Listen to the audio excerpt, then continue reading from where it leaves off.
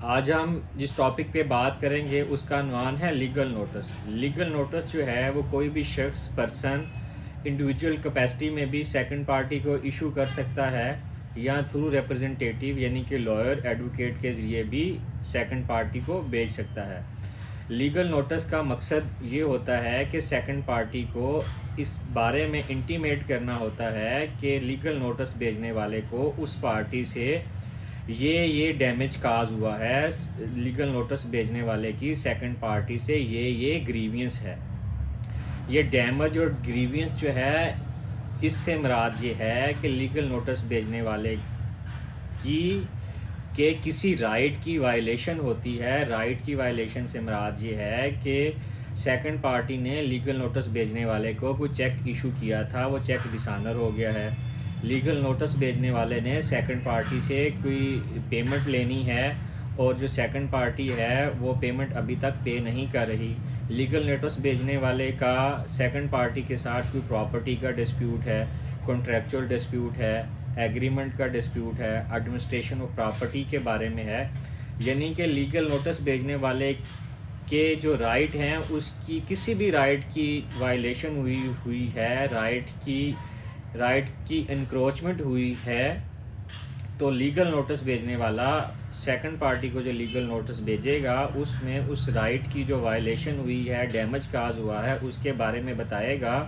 और second party को intimate करेगा, डिमांड करेगा कि उसका जो राइट वायलेट हुआ है उसको इतने डेज़ के अंदर और इस तरीके के ज़रिए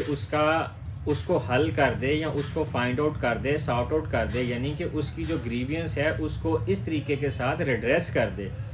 तो ये बात जो है ये लीगल नोटिस भेजने वाला सेकंड पार्टी से डिमांड करेगा।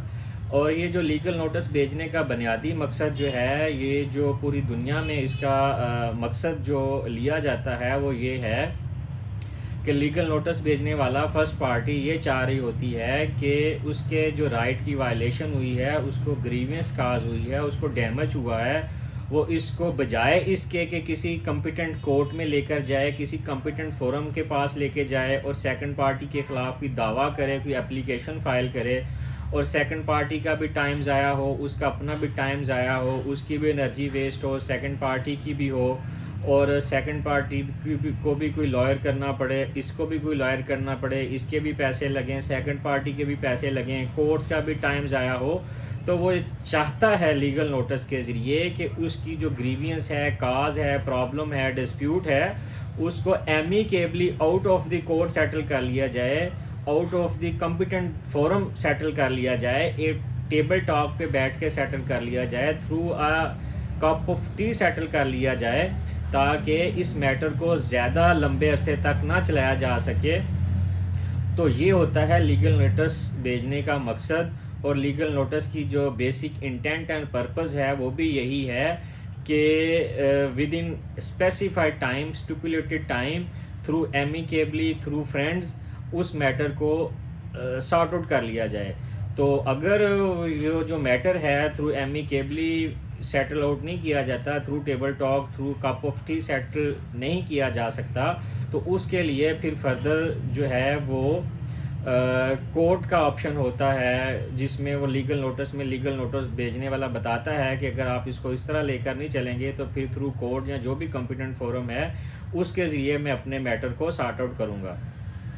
तो इसी तरह कुछ स्पेशल लॉज भी हमारे पास हैं, जैसा कि रेंट का लॉज है, कंज्यूमर लॉज है, जिसमें ये भी बताया हुआ है कि आपको अपनी ग्रीवियंस कोर्ट के पास लेकर आने से पहले सेकंड पार्टी को एक इंटीमेशन नोटिस देना होगा, इंटीमेट करना होगा अपनी ग्रीवियंस के बारे में, काज के बारे में, डिस्प्यूट के बारे में, राइट की वायलेशन के बारे में।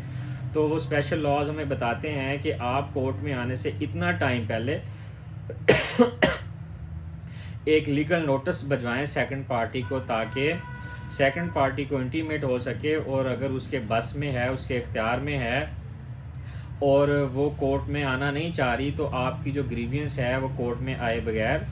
हल कर दे। तो यहाँ ये बात भी काबिल ज़िक्र है कि अगर किसी बंदे ने सेकंड पार्टी को लीगल नोटिस भेजा है और उस लीगल नोटिस के ऊपर सेकंड पार्टी की तरफ से कोई पॉजिटिव रिस्पॉन्ड नहीं आता, उसको रिस्पॉन्ड नहीं किया जाता और लीगल नोटिस भेजने वाला कोर्ट में चला जाता है, किसी कॉम्पिटेंट फोरम के ऊपर चला जाता है, तो कॉम्पिटेंट फोरम और कोर्ट में जाने के बाद जब वो कोर्ट को बताता है कि मैंने अपनी ग्रीवियंस के ऊपर और डिस्प्यूट के ऊपर सेकंड पार्टी को पहले लीगल नोटिस भेजा हुआ है, लेकिन मेरे लीगल नोटिस के ऊपर भी कोई मेरी सुनवाई नहीं हुई, मेरी बात को नहीं सुना गया, तो कोर्ट भी इस बात को बुरा मनाती हैं। ठीक है, कोर्ट इस बात को अच्छा नहीं समझती कि इस बंदे ने हमारे पास आने से पहले अपने मैटर को through legal notice sort out करने की कोशिश की है लेकिन सेकंड पार्टी ने इससे इतना कोऑपरेट नहीं किया। तो ये था आज का टॉपिक, लीगल नोटिस, जो कि सेकंड पार्टी को कोई भी पार्टी अपनी राइट ऑफ वायलेशन की बिना पे इशू करती है और उसका बुनियादी मकसद अपने प्रॉब्लम को कोर्ट में कॉम्पिटेंट फोरम में जाए बगैर हल करना होता है, ताकि कोर्ट का टाइम, पार्टीज़ का टाइम, पार्टीज़ की पेमेंट, पैसे, एनर्जी वेस्ट ना हो सके। Thank you very much.